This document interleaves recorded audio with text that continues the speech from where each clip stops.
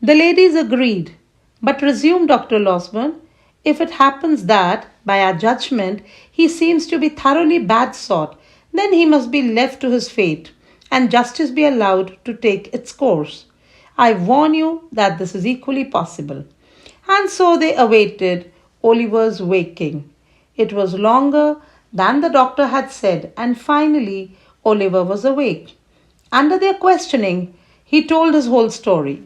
By the time Oliver had completed his history, Rose was weeping.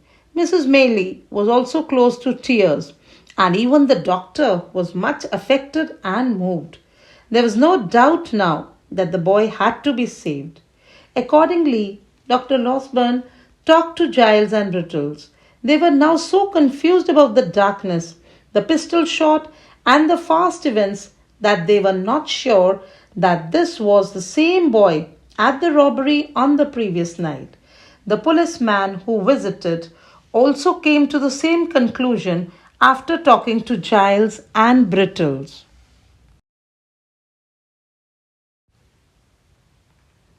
Then Oliver was spared the need to relate his story to the police.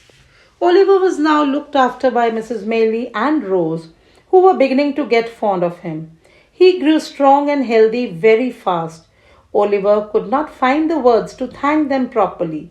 He was really anxious to show his gratitude for the goodness of the sweet ladies. We are going into a country cottage for a few weeks, said Rose one day to Oliver. My aunt wishes you to come with us.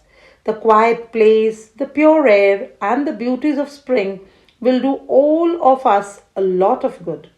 I'll be happy to come, replied Oliver, but I would like to meet kind Mr. Brownlow and old Mrs. Bedwin, who took so much care of me. I would like to explain to them about the books and the money. Dr. Losburn had promised to take you to Mr. Brownlow as soon as you are fit enough to move about, replied Rose. In a few days, Oliver and Dr. Losburn set out to meet Mr. Brownlow. As they were crossing a bridge, Oliver, who was looking out of the carriage window, uttered a loud yell. He had become pale. What is it? Cried the doctor, asking the coachman to stop. Oliver pointed towards a house. That, sir, he cried, that house is the one the thieves took me into.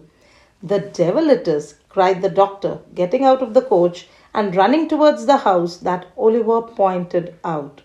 He began to kick at the door. A small, ugly man opened the door suddenly. What is the matter? He demanded. A great deal, said the doctor. Robbery is the matter. Where is that fellow, Sykes? The ugly man looked at him in amazement. He started shouting curses and tried to close the door. Dr. Losburn managed to push inside. He looked around, but could not see anything that fitted Oliver's description of the place.